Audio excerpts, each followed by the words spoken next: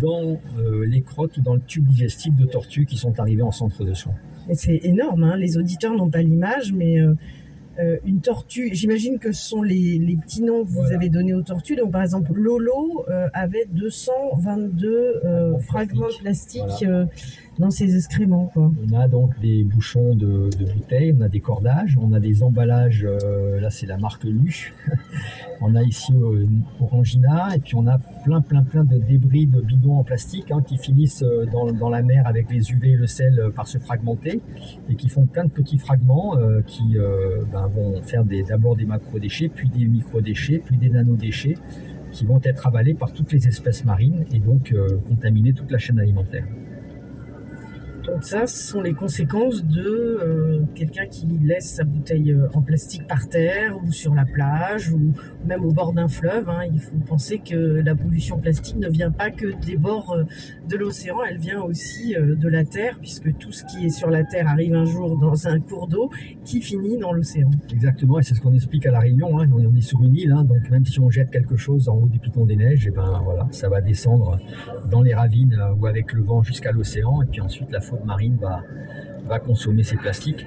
Et on trouve des choses assez incroyables, hein. On trouve des morceaux de briquet, on a trouvé des petites voitures pour enfants, on a trouvé un petit rhinocéros en plastique, on trouve des brosses à dents presque complètes. Enfin, on trouve vraiment tous les usages, tous les objets d'usage contemporain et journalier qui finissent dans les intestins des tortues. Et certaines, ça les tue? Alors ça peut, chez certaines espèces, ça va dépendre beaucoup des espèces. Chez les tortues kawan, elles ont l'habitude de manger des coquilles de crustacés, de mollusques, donc elles peuvent avaler des morceaux de plastique parfois assez gros et les rejeter dans leur crotte. Par contre, chez les tortues qu'on retrouve ici sur le littoral, donc tortues vertes et imbriquées, ça crée des occlusions intestinales systématiques. Et souvent, quand on les récupère, c'est des tortues qui sont trop affaiblies, et même si on arrive à retirer les plastiques, c'est très rare, on a rarement réussi à les sauver. Et vous avez vu monter cette pollution? On a commencé à étudier ça il y a une quinzaine d'années maintenant. Il y avait 30% des tortues qui arrivaient en centre de soins qui avaient ingéré du plastique.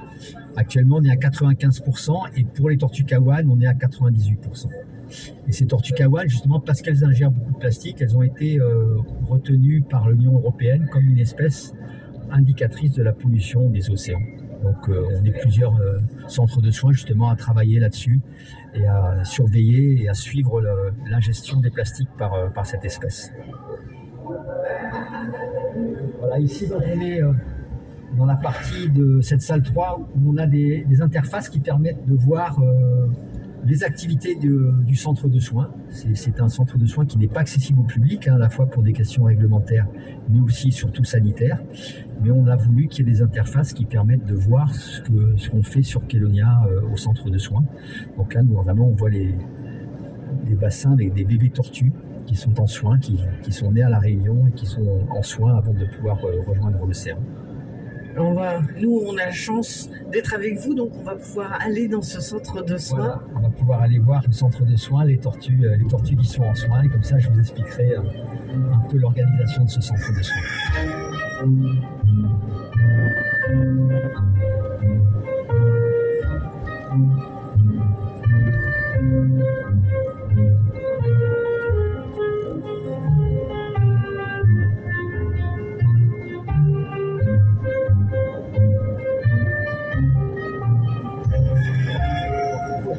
Le centre de soins, on passe ici par une partie du circuit de visite où on a des parcs avec des tortues de terre.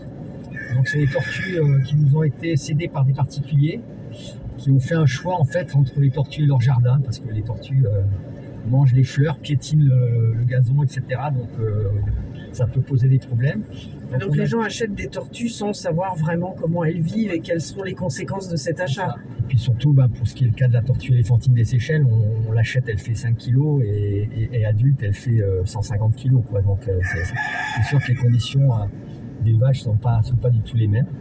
Donc on a deux espèces, la tortue éléphantine des Seychelles et la tortue radiata de Madagascar, qui est une très belle tortue qui se plaît bien à La Réunion et qui se reproduit notamment à Saint-Leu. Et là on a dans ce petit parc là, des petites tortues donc, qui font 200 grammes et qui sont nées chez nous. C'est adorable. Avec un très beau dessin étoilé sur chaque écaille. Ouais, c'est une très belle tortue. Et la tortue des Seychelles là, c'est une grosse tortue, hein. Ben, Harold, Harold, c'est un petit mâle puisqu'il ne fait que 127 kg. Il a un copain qui d'habitude est avec lui, qui s'appelle Bulldozer, le bien nommé, qui lui fait 250 kg. Voilà. Mais Bulldozer, il est en voyage de noces, on lui a trouvé une fiancée, donc voilà, actuellement il est en voyage de noces. Où ça? À Saint-Leu, un peu plus loin, de l'autre côté de la ville. Avec peut-être du coup une possibilité de se reproduire. Ben, on espère. C'est l'objectif du voyage de noces. Exactement. Alors voilà l'hôpital des tortues. C'est ça. Donc ça, c'est sur la partie centre de soins. Donc ce centre de soins nous permet d'accueillir les tortues blessées, malades, récupérées à La Réunion. Donc on a la plateforme avec des bassins de petite taille qui font entre 2 et 10 mètres cubes. C'est un peu l'équivalent de l'hôpital avec des bassins individuels. Les tortues vont y rester lorsqu'elles sont en quarantaine, lorsqu'elles arrivent, et puis tant qu'elles ont besoin de soins journaliers. C'est des bassins qui se vident et se remplissent rapidement, donc on a accès aux tortues pour pouvoir leur faire leurs soins. Et quand elles n'ont plus besoin de soins journaliers, elles passent dans des bassins beaucoup plus grands. Donc on a 3 bassins de 250 à 400 mètres cubes, où elles vont retrouver un peu d'espace et d'autonomie jusqu'à ce que le vétérinaire nous donne son feu vert pour les relâcher en mer. Et d'où viennent ces tortues ? Alors pour l'essentiel de ces tortues, c'est ce qu'on appelle des captures accidentelles. On a un programme avec les pêcheurs palangriers de La Réunion. Lorsqu'ils capturent des tortues, on les a formés pour qu'ils puissent retirer l'hameçon. Mais si jamais ils n'y arrivent pas, parce que l'hameçon est trop profond ou les conditions de mer ne sont pas favorables, ils déclarent leur capture au CROSS, donc qui est le centre de secours en mer, qui nous prévient. Nous, on va chercher la tortue sur les quais. On l'amène chez le vétérinaire pour faire une radio, localiser l'hameçon et l'opérer pour retirer l'hameçon. Puis ensuite, on va la ramener au centre de soins jusqu'à ce qu'elle soit apte à repartir en mer. Ben, c'est le cas de la tortue qui sera relâchée ce matin, tout à l'heure, sur la plage juste devant Kélonia. On verra ça tout à l'heure. Donc là, si on s'approche d'une chambre individuelle qui est donc un bassin dans lequel il y a une tortue, elle est arrivée quand celle-là ? Donc ça, c'est une tortue qui a été baptisée Anto, qui est arrivée il y a 3 jours maintenant, qui a été opérée il y a 48 heures. Donc elle est restée en salle de réveil pendant une nuit. Puis maintenant qu'elle est bien réveillée, elle a retrouvé son bassin. Donc on voit, c'est une tortue qui est mobile. C'est une tortue qui nage, qui n'a pas de problème de flottaison, parce que souvent, c'est ce qui peut arriver au cours des opérations, c'est que les tortues restent pendant quelques jours, voire quelques semaines avec des défauts de flottaison. Donc c'est pas le cas d'Anto. L'opération s'est bien passée. Donc on espère qu'on pourra la relâcher d'ici 2-3 mois. On va attendre qu'elle recommence à manger. Une fois qu'elle a recommencé à manger, si ses paramètres sanguins sont bons, si la cicatrisation est normale, on pourra la relâcher en mer et la faire parrainer par des écoles. Systématiquement, les tortues qui sont relâchées du centre de soins sont parrainées par des écoles pour associer sensibilisation et protection. Et elle reste combien de temps en moyenne chez vous ? En moyenne, c'est 2 mois et demi, 3 mois. Voilà, sachant qu'on a des tortues qu'on peut relâcher au bout de 15 jours. On a des tortues qui sont restées plus d'1 an et demi chez nous, parce que parfois on a des surpathologies qui interviennent, ou alors on a des lésions graves ou qui nécessitent des délais de cicatrisation importants. Voilà. Là, donc, on a Bernardin, qui est notre technicien soigneur. C'est lui qui est chargé des soins journaliers avec les tortues. Bernardin qui sort de l'eau avec sa toute plongée et ses bouteilles, donc c'est très lourd, donc on va peut-être le laisser... C'est lui qu'on a vu nettoyer la vitre tout à l'heure. On va peut-être le laisser se déséquiper, oui, ça sera plus confortable.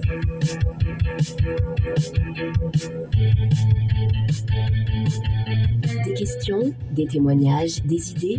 Écrivez-nous à cpduvant@rfi.fr. Yesterday I ran to the sea, found a big turtle looking right at me.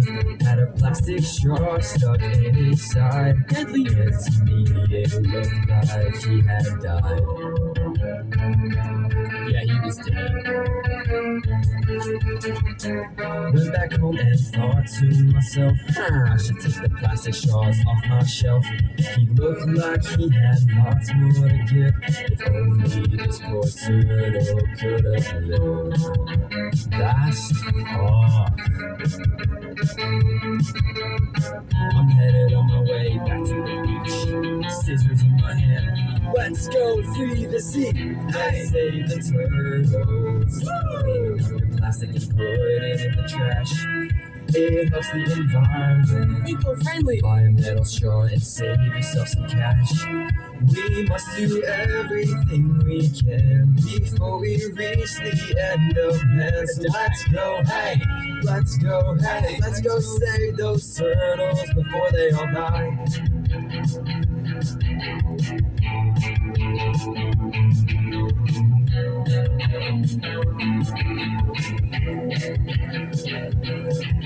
Vous écoutez C'est pas du vent sur RFI. Nous sommes à La Réunion, sur la côte ouest, où se trouve Kélonia, un lieu pédagogique de préservation des tortues marines.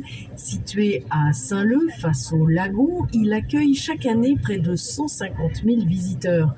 Nous avons la chance de pouvoir visiter la clinique, un lieu interdit au public où se prépare un bel événement.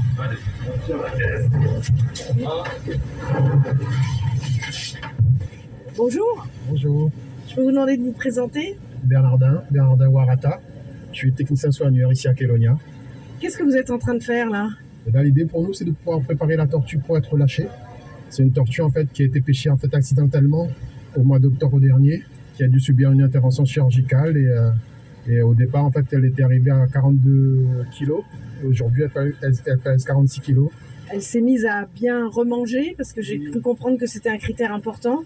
Bah, effectivement, parce qu'en fait le traumatisme que subissent les tortues, notamment l'intervention chirurgicale en fait de ce traumatisme, en fait les tortues mettent environ 2 mois avant de se réalimenter. Du coup en fait elles vont perdre un peu de poids. Et le temps en fait, qu'elle regagne de départ avant d'être relâchée, c'est important aussi. Et le séjour ici ne lui a pas fait perdre ses habitudes dans l'océan? L'idée pour nous, effectivement, pendant 2 mois, en fait, elles seront dans des bacs de 2 mètres cubes qui nous permet de pouvoir en fait, faire les soins au quotidien et également en fait, observer son comportement. Et par la suite, les tortues, une fois en fait, qu'elles ont commencé à manger, en fait, elles se retrouvent dans les bassins normaux où en fait, elles seront alimentées différemment pour pouvoir justement qu'elles retrouvent en fait, leur instinct d'origine.